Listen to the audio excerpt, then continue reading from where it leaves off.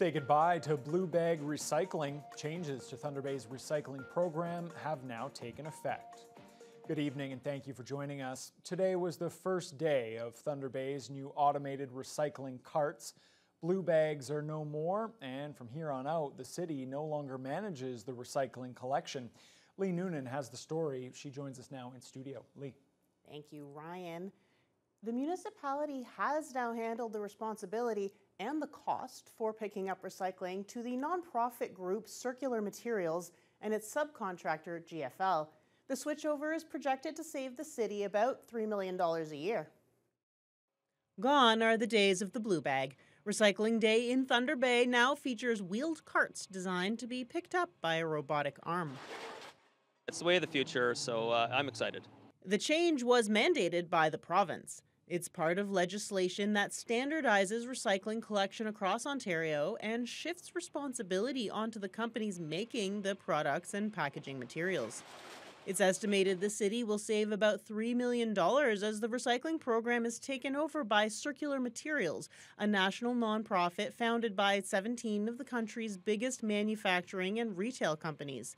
Locally, they've subcontracted collection to GFL Environmental.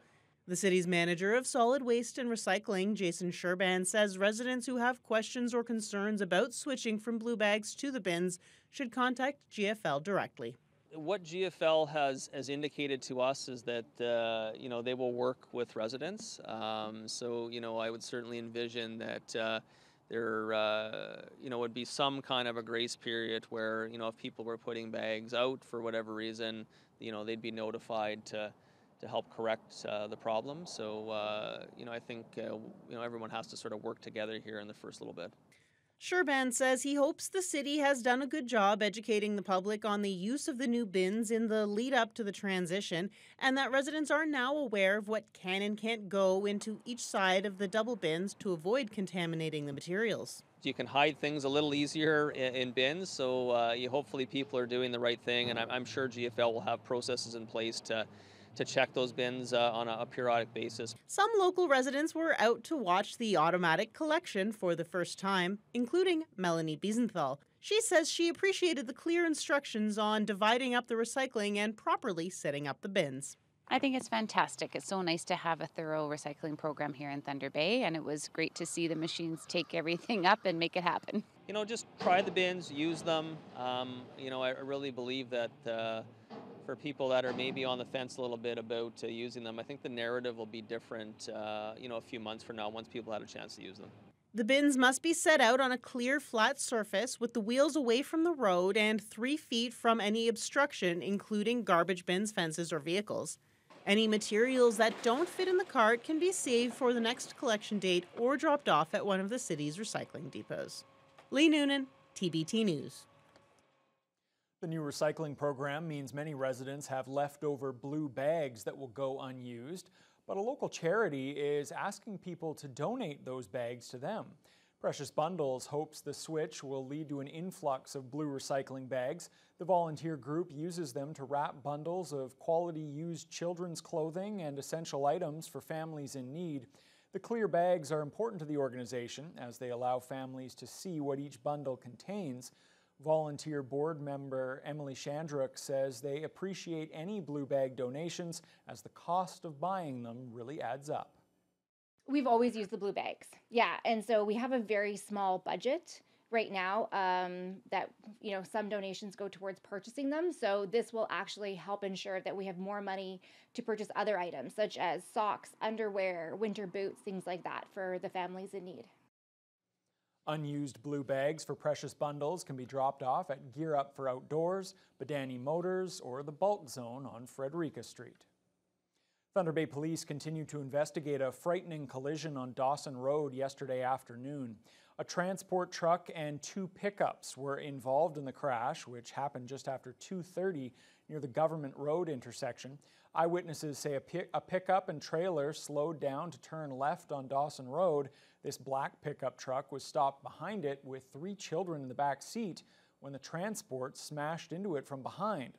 The vehicle sustained heavy damage, but fortunately there were no serious injuries. The other pickup truck and the trailer were spun around from the chain reaction. A city police spokesperson says there's no word yet on whether any charges will be laid. A Toronto man charged with first-degree murder in a Thunder Bay homicide case was at the city courthouse today for the start of his preliminary hearing. The fatal shooting occurred in October of 2022 in the area of Arthur and May Streets. The victim, 24-year-old Michael Park of Toronto, was rushed to hospital but died of his injuries. City police arrested a local man and a youth a few days after the murder. A third suspect, 26-year-old Javon Myers, was arrested in Thunder Bay in early 2023. The preliminary hearing will last about 3 weeks and will determine if there's enough evidence against Myers for the case to go to trial. The murder charge against one of the other accused, 42-year-old Greg Mashaki, was withdrawn last month. The youth will be back in court later this month. Construction work to renew Thunder Bay's downtown North Core has entered its second major phase. Red River Road between Court and Cumberland Streets is now closed to vehicles, and drivers will have to take detours. Pedestrian access to the businesses along Red River is still available, however. Jaden Billick has more. The $11 million streetscape project began last year as a way to improve public event and patio vendor spaces of the local businesses and give the downtown core a more modernized appearance.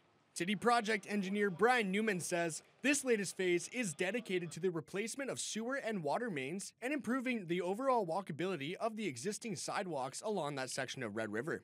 So now this is somewhat phase 2 and 3, where the pipes advanced up into just beyond the backhoes you see. And so now we're backfilling, pouring curb. A lot of the electrical that's happening for street lighting and the traffic signals, that's all happening now. So this is the next phase where we're going to start advancing the pipe work down the street. So that's why the need for the closure at Red River and Court Street was as of this morning. The newly expanded construction zone does come with new detours. Cook Street's one-way sign has been changed to a west-east route as a means to get around the construction zone, taking vehicles towards St. Paul Street, where paid parking is available, and pedestrians have full access to the businesses located in the zone. Always our game plan is to try to keep business open as usual. As you can see, we keep the sidewalks in as best walkable condition as we can. Obviously, there's not going to be much more activity vehicular-wise in the coming weeks, but after that fact, we'll definitely make sure that it's very walkable, very safe. Keep the main shutdowns to the business as limited as possible, so that people can keep running their business as they see fit. Construction crews have begun tearing up Red River Road, included the old streetcar tracks.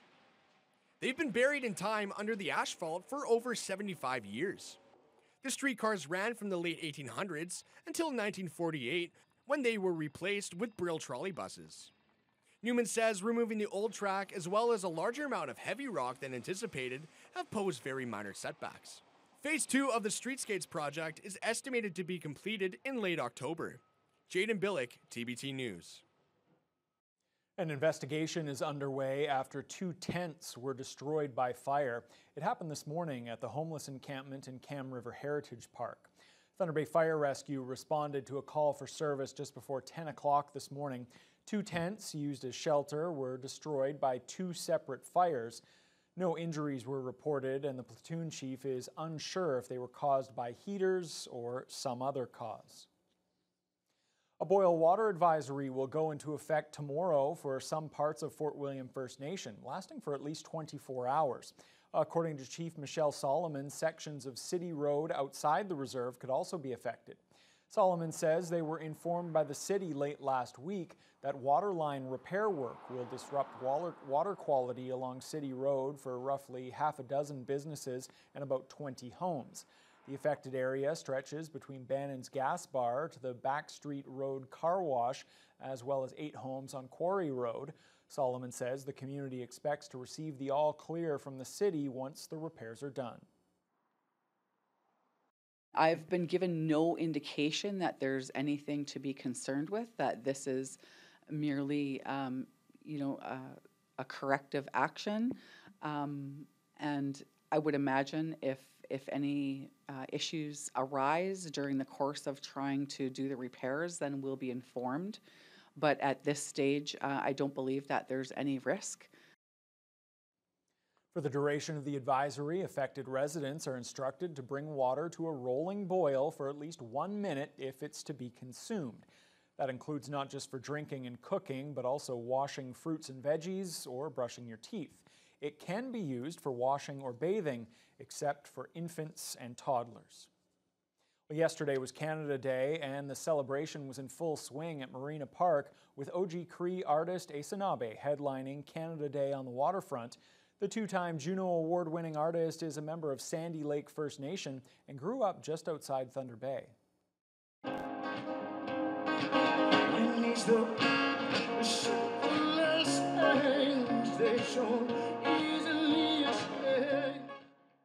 Thousands of people made their way to the waterfront to join in on the activities happening throughout the afternoon and to watch Asanabe's performance to close out the day.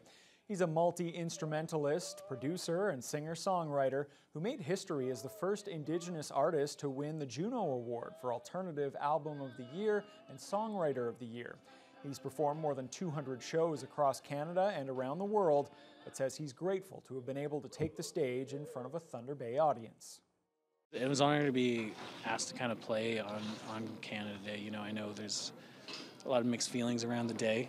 I have a lot of peers that chose not to perform today, but I still think it's very important for Indigenous people to come and have our voices heard, because if we're not part of the conversation, you know, I think that's kind of a loss. We really want everybody to be able to kind of see themselves in our events, right? So to have an Indigenous artist up there on the big stage, right? This is a really cool opportunity. Then also just for the community to all kind of be standing out there together in the field, watching the same artist and really enjoying his music.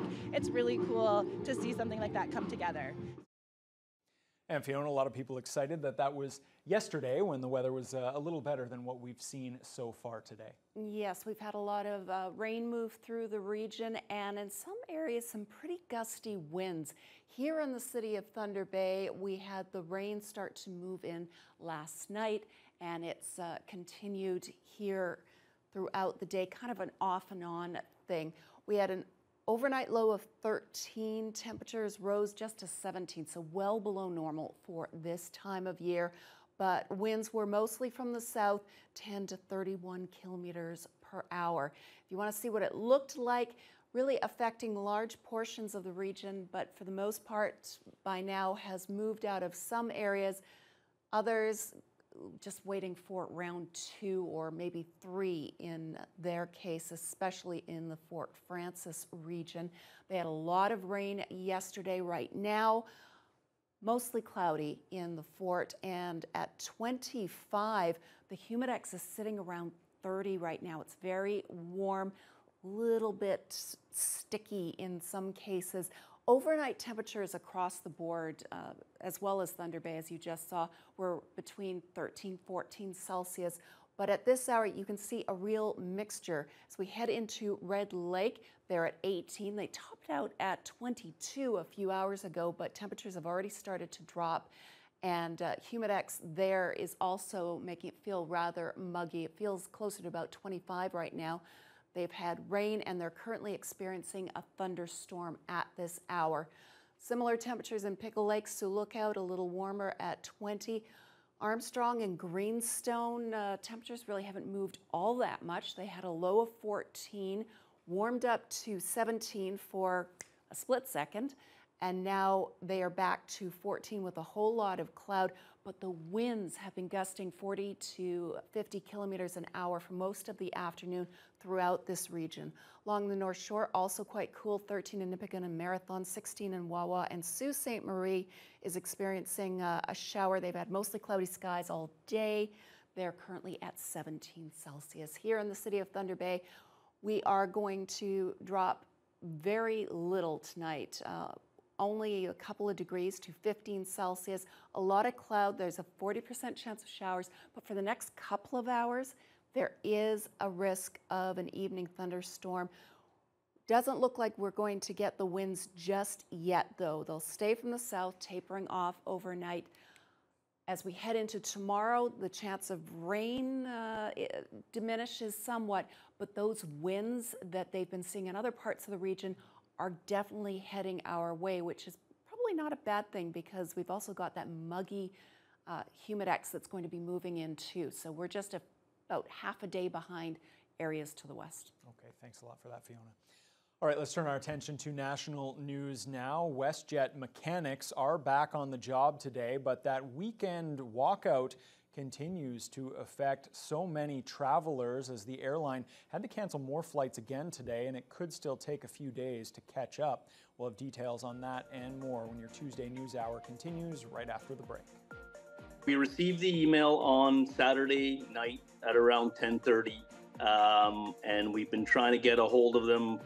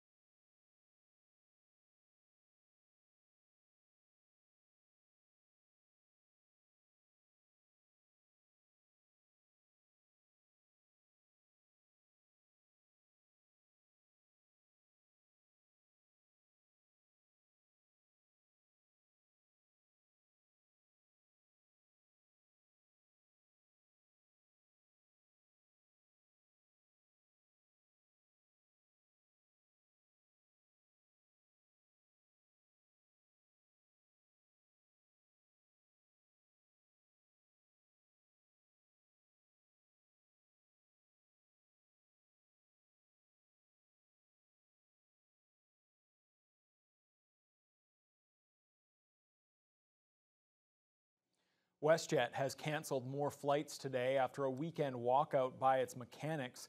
The two-day strike grounded planes and stranded tens of thousands of travelers. CTV's Adrian Gobriel has the latest. It's going to take WestJet the better part of this week to get back on schedule. Late this afternoon, they issued a statement saying of their 180 planes, 130 were grounded due to this work stoppage, and it's going to take several days to get those flights back up in the sky. I'm here today, so I'm hoping to fly 2 days later. While the mechanics' union strike at WestJet might be over, the turbulent travel nightmare for thousands of passengers remains a bumpy ride today. We just feel abandoned. Andrea Stay and his wife flew 2 weeks ago to Cabo San Lucas, Mexico for their 10-year anniversary. They were supposed to fly home on Sunday, but the night before their flight, they received an email from WestJet that their ticket had been canceled. We received the email on Saturday night at around 10:30, and we've been trying to get a hold of them all the way through Sunday, Monday, a little bit this morning, and yeah, still haven't been able to get through to WestJet. It's been quite frustrating because you just really don't know what to do. We just have had no communication, no direction. Estee and his wife have been forced to book another flight home with their own money for $1,000. That doesn't leave until this coming Saturday. They've also had to pay an additional $2,200 on a hotel. If a passenger flight is cancelled in Canada during a strike, it's deemed outside of an airline's control, meaning they're not required to offer compensation. However, an airline is required to rebook you on another flight within 48 hours at their expense, or buy you a ticket on another airline. However, multiple passengers tell CTV News WestJet hasn't been following the Air Passenger Bill of Rights. Once things settle a bit, I would send a letter of demand to WestJet with a copy of the receipt saying, you caused this expense, please pay up. If WestJet does not pay within 30 days, just take the airline to small claims court and make them pay for it. We've also learned of fake WestJet accounts on different social media platforms trying to scam passengers who've been left stranded and vulnerable. Adrian Gobriel, CTV News, Toronto. An Ontario doctor accused of killing 4 patients has been acquitted on all charges. Dr. Brian Nadler was set to begin his trial in Ottawa when the Crown indicated it didn't have enough evidence to move forward with the case. CTV's Colton Prale explains. Really unusual decision, not something that we've seen before. I spoke to the defense lawyer, you just heard from him there, Brian Greenspan. He said in 50 years doing this, he's never seen a case unfold quite like this at the 11th hour, totally falling apart. As you mentioned, all of this stems back to the expert testimony of a hematologist who the judge ruled didn't qualify, and as a result, his testimony was inadmissible. That was a crux for the Crown and for the prosecution. They were relying quite heavily on that testimony, and it was expected that this was going to be the verdict today, an acquittal into a not guilty decision because of the decision to exclude the testimony of that hematologist. We heard from the Crown in court saying that the exclusion of that expert evidence means that there is no longer a reasonable prospect of conviction, saying that for all practical purposes, these rulings have decided the case against the Crown. And the reason that we're seeing this ask for an acquittal rather than, say, a stay of proceedings or a withdrawal of charges is because the Crown has now the opportunity to appeal not just the not guilty verdict, but also the decision to exclude that expert testimony and to exclude that evidence. It's the only way that they can get that appeal process. They have 30 days to file one if they choose to do so, and it certainly appears as though they are angling to be able to do so, but they wouldn't confirm to us whether or not that was in the plans for the next 30 days. That was CTV's Colton Prale. To Calgary now, where Mayor Jyoti Gondek announced today that the city is removing those indoor water restrictions that have been in place for weeks. A quick overview of what changed since yesterday to allow us to return to regular indoor water usage today. First, we had 3 crews working all day yesterday to flush water through hydrants to reduce turbidity in the system. That's to reduce the cloudiness that some of you saw in your water. Outdoor water restrictions are still in place, and work is in progress to ease those restrictions as soon as possible. Communities in Calgary had to restrict water usage by a quarter after a water main break back on June 5th. The city aims to have full water usage back by July 5th when the Calgary Stampede begins. With the water crisis easing out west, another one is developing on the east coast. Nearly half of the city of Halifax is under a boil water advisory. Officials say a power outage yesterday allowed unchlorinated water into the system. A backup power system didn't kick in, leading to the issue. The Pockwalk facility services more than 200,000 people in Halifax. A deadly Category 5 hurricane that wreaked havoc in the southeast Caribbean is now charging toward Jamaica. The other remarkable thing about the storm was that it had a very intense shift in intensity from a Category 1 to Category 4 storm in less than 24 hours, making it one of the most impressive rapid intensification cases in Atlantic history. Hurricane Beryl is expected to bring life-threatening winds and storm surge to Jamaica tomorrow, despite being forecast to lose strength later today. It made landfall in the Windward Islands yesterday. Officials say one person was killed in Grenada and another in St. Vincent and the Grenadines. At least 113 people have been killed in a deadly stampede at a religious festival in northern India. As CTV's Judy Trin tells us, it's one of the worst such tragedies in more than a decade.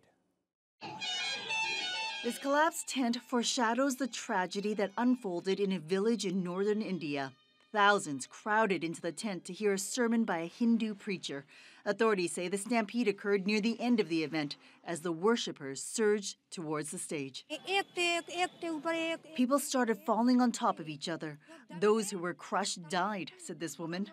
More than 100 people were trampled to death. Bodies were transported to morgues to be identified, while ambulances took dozens of injured to hospital. The majority of the victims appeared to be women and children. Exactly what sparked the stampede isn't clear, but officials say sweltering heat and overcrowding contributed to the chaos. There are more than 15,000 people gathered to honor the Hindu god Shiva, 3 times the amount of people who were permitted. In Parliament, Prime Minister Narendra Modi offered his condolences and said the federal government would work with state authorities to ensure the injured would get help. 200,000 Indian rupees, or more than $3,000, are being offered to victims' families. Deadly stampedes have happened before in India, where shoddy infrastructure often intersects with huge crowds. Both in 2011 and 2013, there were similar tragedies. Judy Trin, CTV News, Ottawa. To the U.S. now, and the fallout from a landmark Supreme Court decision that found that former President Donald Trump has immunity from prosecution for official actions he took while in office. ABC's Terry Moran has more. A landmark Supreme Court decision that reshapes the presidency and hands Donald Trump an enormous legal win. For the first time in history, the court has declared that presidents can never be prosecuted for acts within their core constitutional duties and are presumed to be immune from prosecutions for much of their other official actions. Overnight, President Biden warned that the conservative majority on the court has set a, quote, dangerous precedent. Any president, including Donald Trump, will now be free to ignore the law. Trump declared victory within minutes of this ruling, posting on social media, "Big win for our Constitution and democracy. Proud to be an American." The decision comes in the criminal case brought by special counsel Jack Smith against Trump for his alleged conspiracy to overturn the 2020 election, including January 6th. The question, can presidents be prosecuted for their actions in office? In a 6-3 decision, the court siding almost entirely with Trump. Chief Justice John Roberts writing, "The president may not be prosecuted for exercising his core constitutional powers and is entitled at a minimum to a presumptive immunity from prosecution for all his official acts." So those core powers, the ones specifically mentioned in the Constitution, pardons, vetoes, the duties of commander-in-chief, and more, can never be prosecuted. All other official acts, the ruling declares, are presumed to be beyond the reach of the criminal law. But the court also held presidents can be prosecuted for